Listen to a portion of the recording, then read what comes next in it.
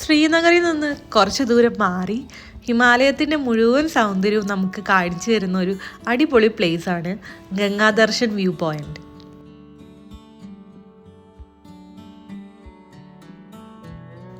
അളകനന്ദ നദിയുടെ സൗന്ദര്യം ഇത്രയും വ്യക്തമാക്കുന്ന ഒരു കാഴ്ച നമുക്ക് ഇവിടെ നിന്നല്ലാണ്ട് ഈ ഒരു ശ്രീനഗറിൽ നിന്ന് വേറെ എവിടെ നിന്നും കാണാൻ പറ്റില്ല.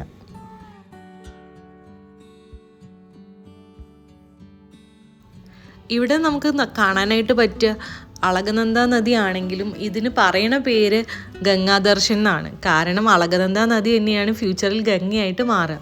അതായത് ദേവപ്രയാഗ് എത്തുമ്പോൾ അത് ഗംഗ എന്നുള്ള പേരിൽ അറിയപ്പെടുന്നു. ദേവപ്രയാഗിൽ എത്തുമ്പോൾ ഭഗീരഥി നദിയായിട്ട് യോജിച്ചാണ് നമ്മുടെ ഗംഗയായിട്ട് മാറുന്നത്.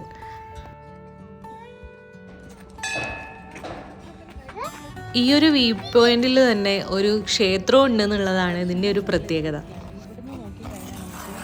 നദി കാണാനായിട്ട് പറ്റും. അതായത് ഈ നദി ഇപ്പം അളകനന്ദയാണ്, പക്ഷേ ഗംഗാദർശൻ ഗംഗയായിട്ട് മാറാനായിട്ട് പോവാണ് നമ്മുടെ ദേവപ്രയാഗ് എത്തുമ്പോൾ. അതുകൊണ്ട് തന്നെ ഇവിടെ നോക്കുന്ന ഈ ഒരു കാഴ്ച ഗംഗാദർശനാണ് ഇവിടെ അറിയപ്പെടുന്നത്. ഈ ഒരു നദി ഈ ഒരു സമയത്ത് കാണാൻ നല്ല ഭംഗിയാണ്. ഒരു ഗ്രീൻ അല്ലെങ്കിൽ ഒരു ബ്ലൂ കളറായിട്ട് നല്ല അടിപൊളി ഒരു എംറാഡ് ഗ്രീനൊക്കെ പോലത്തെ ഒരു കളറിലാണ് ഇത് നിൽക്കുക. അടിപൊളിയാണ് ഇവിടുന്ന് ഈ ഒരു ടൈം ഇത് കാണാനായിട്ട്. അതുകൊണ്ട് തന്നെ ഒരുപാട് പേര് ഇവിടെ കാഴ്ചകൾ കാണാനായിട്ട് മാത്രമായിട്ട് വരുന്നുണ്ട്. പിന്നെ ഇതിൻ്റെ അടുത്ത് തന്നെ ഒരു അമ്പലവും ഉണ്ട്, ഒരു ശ്രീകൃഷ്ണ ക്ഷേത്രവും ഉണ്ട്. ഇവിടെ ശ്രീകൃഷ്ണ ജയന്തിക്കൊക്കെ ഒരുപാട് ഫങ്ഷൻസും കാര്യങ്ങളൊക്കെ നടക്കാറുണ്ട്. അടിപൊളിയായിട്ടുള്ളൊരു ക്ഷേത്രമാണ്. പൂജകളും കാര്യങ്ങളൊക്കെ രാവിലെയും വൈകിട്ടുമായിട്ടാണ് നടക്കുന്നത്. പിന്നെ ഇവിടുത്തെ ക്ഷേത്രങ്ങളിൽ നമുക്ക് എപ്പോൾ വന്നാലും പൂജയും കാര്യങ്ങളൊക്കെ ചെയ്യാൻ പറ്റും. അപ്പോൾ കുറച്ച് പേര് അതിനായിട്ടും ഈ സ്ഥലത്തേക്ക് സന്ദർശനത്തിന് എത്താറുണ്ട്.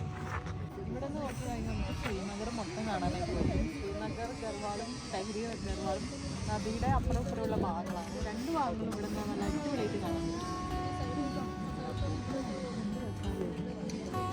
ഇവിടെ ഞാൻ നോക്കി കഴിഞ്ഞാൽ തന്നെ നമുക്ക് ഈ നദിയുടെ ഏകദേശം റൂട്ട് മാപ്പ് തന്നെ കാണാനായിട്ട് പറ്റും. നദി ഏതൊരു പൊസിഷനിലാണ് ഇതിലൂടെ ഒഴുകുന്നതെന്നുള്ളത്. ഇതിന് ചുറ്റും കാണുന്ന ഒരു ബിൽഡിങ്സ് ഇല്ല, അവിടെയൊക്കെ ഓരോരോ ഗ്രാമങ്ങളും പിന്നെ കുറേ കുഞ്ഞു കുഞ്ഞു സിറ്റീസും കാര്യങ്ങളൊക്കെയാണ്. എന്തായാലും നല്ല ഭംഗിയുള്ള കാഴ്ചയാണ് ഇവിടുന്ന് കാണാനായിട്ട് ഉള്ളത്. ഈ ഒരു ഈവനിങ് ടൈമിലാണ് ഇത്രയും രസമായിട്ട് കാണാൻ പറ്റുക. ഇപ്പം വിൻ്റർ ആയതുകൊണ്ട് തന്നെ നദിയിൽ വെള്ളം കുറച്ച് കുറവാണ്. കുറച്ചുകൂടെ വെള്ളമുള്ള സമയത്താണെങ്കിൽ കുറച്ചുകൂടെ ക്ലിയർ ആയിട്ട് കാണാൻ പറ്റും. പിന്നെ നമ്മൾ കാണുന്ന ഡാം കാര്യങ്ങളൊക്കെ ഇവിടെ നോക്കിയാൽ കാണാൻ പറ്റും. ശ്രീനഗർ ഡാം നദിയിൽ ഇവിടെ നമ്മുടെ ലോകത്തിൽ തന്നെ ഏറ്റവും ഉയരം കൂടിയ ഡാമായിട്ടുള്ള ടെഹരി ഡാം തന്നെ വരുന്നത് നമ്മുടെ ഉത്തരാഖണ്ഡിലാണ്. അതേപോലെയുള്ള വേറൊരു ഡാമാണ് ഈ ശ്രീനഗർ ഡാം.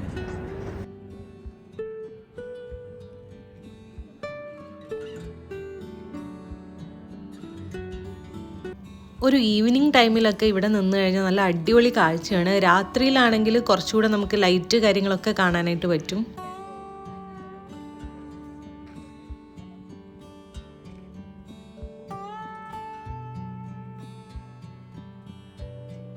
ഇവിടെ ഇതിൻ്റെ അടുത്തായിട്ട് തന്നെ ഒരു പാർക്ക് സെറ്റപ്പ് ഒക്കെ ചെയ്തിട്ടുണ്ട്. റീസെൻ്റായിട്ട് അവർ സെറ്റപ്പ് ചെയ്തെടുത്താണ്. അതുകൊണ്ട് തന്നെ രാവിലെയൊക്കെ എക്സസൈസിനൊക്കെ ചെയ്യാൻ വേണ്ടിയിട്ട് അല്ലാതെ എല്ലാ ആൾക്കാരൊക്കെ ഇവിടെ ജസ്റ്റ് വെറുതെ വാക്കൗട്ടിന് വേണ്ടി വരുന്ന ആൾക്കാരൊക്കെ ഇരിക്കുന്നുണ്ട്. അപ്പോൾ അടിപൊളി ഒരു പ്ലേസ് തന്നെയാണ്.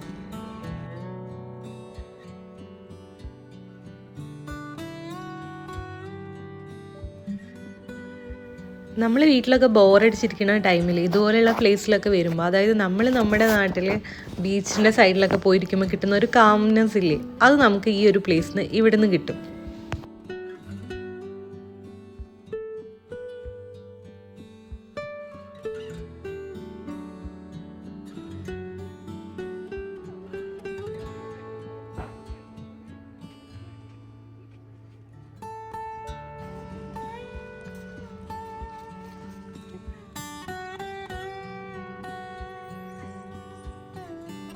ഈ ഒരു സ്പോട്ടിന് താഴെയായിട്ട് ഒരു എക്സസൈസ് ചെയ്യാനും പിന്നെ കുട്ടികൾക്കൊക്കെ കളിക്കാനുമുള്ള ഒരു കുഞ്ഞ് സെറ്റപ്പ് ഉണ്ട്. അതുകൊണ്ട് തന്നെ ഇവിടെ വരുന്നവർക്ക് ഇത് വേറൊരു ആശ്വാസമാണ്. കുട്ടികൾക്കൊക്കെ കളിക്കാനായിട്ടുള്ള സ്പേസ് കാര്യങ്ങളൊക്കെ ഉള്ളതുകൊണ്ട്. നമ്മുടെ നാട്ടിൽ ഇതൊന്നും വലിയ സംഭവമല്ല, കാരണം ഒരുപാട് പാർക്കുകളും അമ്യൂസ്മെൻറ്റ് പാർക്കും അങ്ങനെ ഒരുപാട് സംഭവങ്ങളുണ്ട്. പക്ഷേ ഇവിടെയുള്ള ആൾക്കാർക്ക് സത്യം പറഞ്ഞാൽ ടൈം പോകാനായിട്ട് ഒന്നുമില്ല. ഒരു തിയേറ്ററോ അങ്ങനെയുള്ള ഒരു സംഭവങ്ങളും ഇല്ല. അതുകൊണ്ട് തന്നെ ഇതുപോലുള്ള സ്പോട്ടുകളൊക്കെ ഇവിടുത്തുകാർക്ക് ഭയങ്കര ഇമ്പോർട്ടൻ്റ് ആണ്.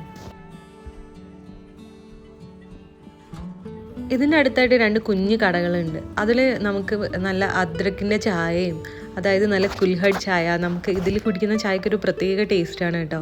അതൊക്കെ കുടിച്ച് മാഗിയൊക്കെ കഴിക്കാൻ ഇഷ്ടമുള്ളവർക്ക് അതൊക്കെ കഴിച്ചിങ്ങനെ പ്രകൃതിയൊക്കെ ആസ്വദിച്ച് നിൽക്കാം. നമ്മൾ അധിക സമയം ഇവിടെ വരാറുണ്ട് കേട്ടോ. അങ്ങനെ നമ്മൾ കാഴ്ചകളൊക്കെ കണ്ടു കഴിഞ്ഞപ്പോൾ തന്നെ ചെറുതായിട്ട് തണുപ്പ് ഇറങ്ങാൻ തുടങ്ങി.